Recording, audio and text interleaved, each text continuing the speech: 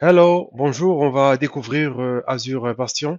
On commence par une explication sur les besoins d'accès à des VM. Vous devez bien évidemment gérer vos machines virtuelles exécutées dans Azure avec un accès soit RDP pour les machines Windows ou SSH pour les machines Linux. Vous devez encore protéger vos VM contre les violations, tout ce qui est port scan ou brute force. Pour cela, vous devez avoir Azure Bastion qui est un service PaaS qui vous permet de vous connecter à une machine virtuelle à l'aide du navigateur web en se connectant au portail Azure sans avoir exposé votre VM à Internet. On a par exemple, si vous avez des adresses IP publiques, imaginons que vous avez ici votre machine virtuelle 1 et la deuxième machine virtuelle dans un subnet et exposée avec une IP publique sur Internet. Certainement, l'IP publique est exposée à des attaques. Vous ne pouvez pas garantir que la VM ne va pas donc être exposée à des ports scan ou des brute force. C'est pour ça, donc, lorsque vous exposez votre IP public à Internet, il y a toujours ce risque d'attaque où les pirates essaient de se connecter à une IP publique. Pour ça, vous pouvez donc utiliser un Gembox.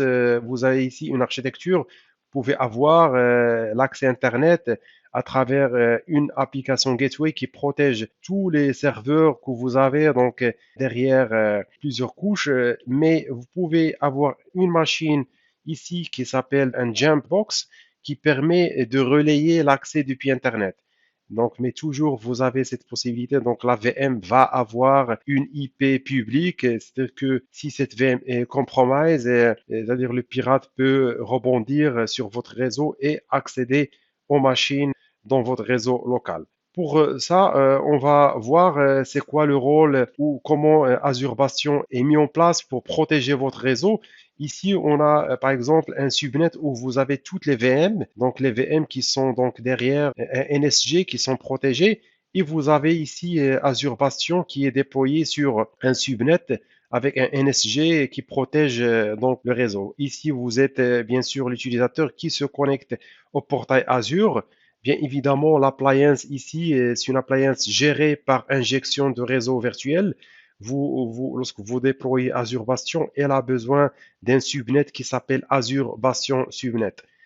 Du coup, l'exposition va être seulement sur le port 443, donc c'est bien sûr sur du HTTPS.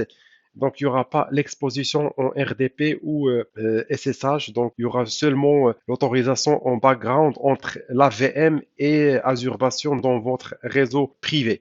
Vous avez bien sûr, les VM n'auront pas d'IP public. Vous aurez que des IP privés qui sont utilisés au niveau de votre réseau local. On va bien sûr se connecter au portail Azure et on verra comment créer un Azure Bastion. Par exemple, moi j'ai déjà une VM qui est déjà déployée et cette VM, elle a une IP privée, il n'a pas une IP publique. On va voir comment on peut se connecter à cette machine depuis Internet en utilisant Azure Bastion. Pour ça, vous pouvez donc déployer Bastion. Vous cherchez Bastion dans les services et vous déployez Azure Bastion dans votre réseau. Vous cliquez sur Create, vous choisissez un ressource groupe. Le nom, vous pouvez appeler Bastion AZ104 par exemple. La région, vous pouvez choisir n'importe quelle région. Et au niveau du réseau, vous avez donc le VNet où ma machine virtuelle est déployée. Et au niveau de ce VNet, j'ai déjà un subnet qui est créé et qui s'appelle Azure Bastion Subnet avec slash 26, 27 plutôt.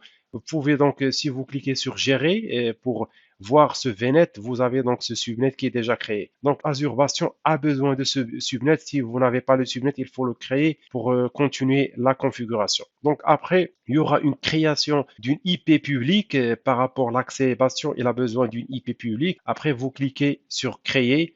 Ça prend quelques secondes pour Azure Bastion pour qu'il se crée. Voilà, Azure Bastion a été créé en quelques minutes.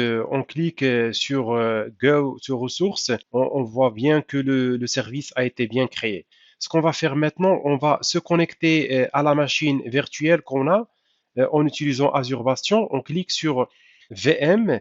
On a sur Connect. Au niveau de Connect, vous avez RDP, SSH et Bastion. Donc, lorsque vous cliquez sur Bastion, Use Bastion, on verra que il vous demande d'utilisateur, c'est l'utilisateur qui est un administrateur local de la machine. Vous renseignez le mot de passe, vous cliquez sur Connect. Il y aura, comme vous voyez, une page qui s'ouvre en HTTPS. Ici, vous pouvez autoriser donc le réseau et vous allez donc voilà, c'est le chargement de Windows que vous pouvez voir au niveau d'accès. Vous avez donc un accès à travers le portail Azure. Il y a déjà donc le chargement, la première ouverture. Donc voilà Windows donc chargé. Voilà comment on peut utiliser Azure Bastion pour se connecter à des machines virtuelles en utilisant l'IP bien sûr privé sans exposer l'IP public de la machine virtuelle.